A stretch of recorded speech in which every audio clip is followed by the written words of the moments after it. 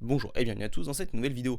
Dans la dernière vidéo que j'avais fait sur la chaîne, j'avais dit que les mangas en ce moment avaient tendance à me lasser et que je comptais reprendre par exemple des titres comme Berserk que j'avais un peu laissé de côté pour lire plus de comics. Et je vous ai demandé de me proposer des mangas. Il y a eu beaucoup de propositions et je me suis dit tiens, lequel a l'air de m'intéresser le plus. Je suis allé, comme j'étais en train de lire du Berserk, sur Bugle Call, The Bugle Call, donc là j'ai le tome 5. Donc je peux vous dire que la série m'a plu, voilà. Et donc aujourd'hui je vais vous faire un petit retour sur ce titre-là et pourquoi. Eh bien vous devriez peut-être vous aussi lire ce titre-là, qui est pour l'instant en 6 tomes chez Kiun. Donc c'est un seinen. Voilà, effectivement, hein, on n'est pas au niveau d'un Berserk, mais on est quand même dans de la Dark Fantasy.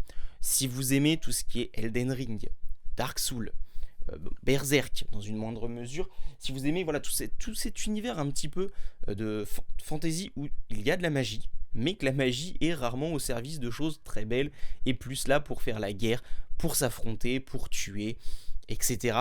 Et ben, je peux que vous conseiller The Bugle Call. L'univers est très loin d'être manichéen, hein, on a plusieurs camps qui vont s'affronter et vous allez avoir un univers où il y aura des gens qui ont des pouvoirs. Ces gens qui ont des pouvoirs, on appelle cela des branchus.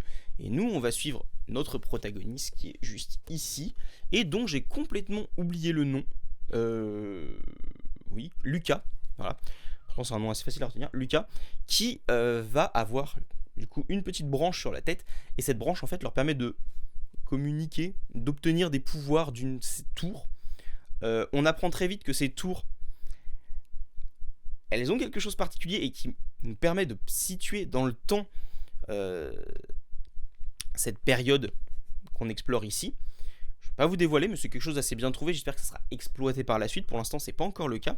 Et donc, notre branchu, Lucas, veut devenir ménestrel parce que lui, ce qu'il adore, c'est la musique.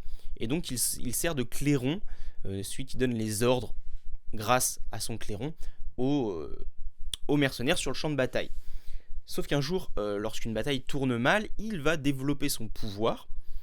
Et son pouvoir lui permet de transformer le son en lumière.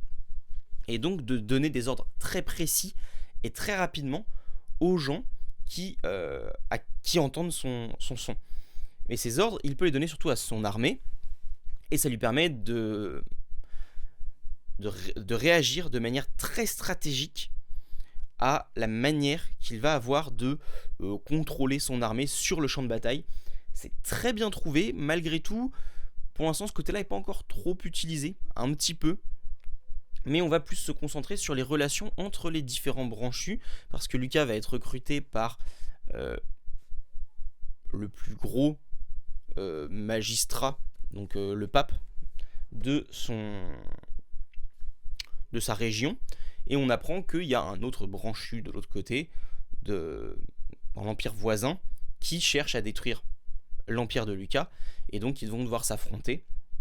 Mais pour ça, il faut d'abord le débusquer et il faut d'abord progresser. Et pour ça, Lucas va être mis dans une troupe avec d'autres branchus. Il va devoir apprendre à les connaître. On va découvrir différents pouvoirs. Chaque branchu a des pouvoirs vraiment différents. On va voir que ces pouvoirs peuvent augmenter aussi en fonction d'un changement d'état moral. On ne sait pas exactement, par exemple moi je ne sais pas comment va évoluer le pouvoir de Lucas, mais on sait qu'à un moment donné il va pouvoir évoluer et ça on le sait très tôt dans le manga.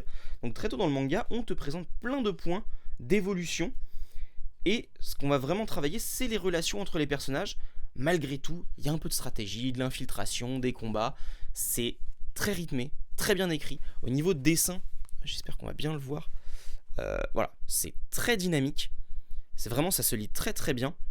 Les pouvoirs sont assez inventifs dans la manière de les utiliser. Ils sont pas si inventifs que ça, à part le coup de la lumière pour les sons. Le son qui se transforme en lumière. Mais par exemple, on en a un qui va manipuler le sang, on en a un qui va courir très vite, il y en a une qui peut être très forte. Mais tout ça, c'est toujours avec un coût. C'est jamais gratuit. Sauf celui pour le sang, où j'avoue, là c'est un peu gratuit, mais la plupart du temps, il y a un pouvoir. Il peut l'utiliser dans certaines conditions, par exemple celui qui va très vite. Le problème, c'est que ses yeux ne suivent pas. Et du coup, quand il court très vite, il a de grandes chances de se blesser plus que de réaliser quelque chose. Et c'est là où il va y avoir des alchimies entre les pouvoirs, parce que par exemple le pouvoir de Lucas va permettre à celui qui court très vite de se repérer très facilement grâce à ces signaux lumineux. Donc vraiment, une œuvre exceptionnelle, j'ai trouvé, dans la manière de présenter un univers de dark fantasy mais avec des... mais qui n'est pas non plus à tomber dans l'hyper-violence ou dans l'hyper-gore. On est dans un univers de dark fantasy, il y a un petit peu... on nous dépeint un monde qui est assez réaliste, qui pourrait vraiment se développer avec des règles très précises, qui peuvent évoluer aussi, et on a des personnages, notamment des antagonistes, qui sont très très bien réussis. Par exemple, on a la miroitante, un branchu qui utilise les miroirs, et qui n'est pas un antagoniste vraiment. C'est une tierce personne dans le conflit qui oppose le pape à celui qui veut détruire le pape, entre guillemets, hein. Voilà. Et elle se situe en Gallia, donc la France, hein, voilà, c'est très proche de notre monde réel, au niveau de la géographie, mais il y a des différences, forcément, vu que c'est un monde... je vais pas vous dire, parce que sinon ce serait du spoil, mais voilà. Il se passe des choses et la miroitante, elle est vraiment flippante dans sa manière d'utiliser ses pouvoirs, Voilà, c'est un monde qui est très loin d'être manichéen, qui est très loin d'être gentillet. On n'est pas sur de la fantaisie, oh tout le monde il est gentil, tout le monde il est beau, la magie. On n'est pas dans Donjons et Dragons, quoi. On n'est pas dans ce genre-là. On n'est pas dans le genre fantasy un peu à la japonaise comme on a l'habitude. On est plus dans la dark fantasy un peu plus maintenant, si, grâce à Berserk, Dark Souls, etc., qui ont pavé la voie, plus dans cette dark fantasy là. Si vous aimez ce genre là, je vous le conseille vraiment. The Bugle Call, c'est un très très bon titre. Je suis impatient d'avoir la suite.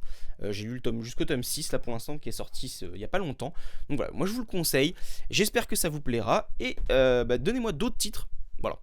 Si vous avez d'autres titres un peu dans le même genre, en ce moment j'ai bien envie de lire des titres un peu dans ce genre là. Si vous avez d'autres genres de dark fantasy, eh bien je suis preneur. Et sur ce, je vous dis à bientôt pour de nouvelles vidéos.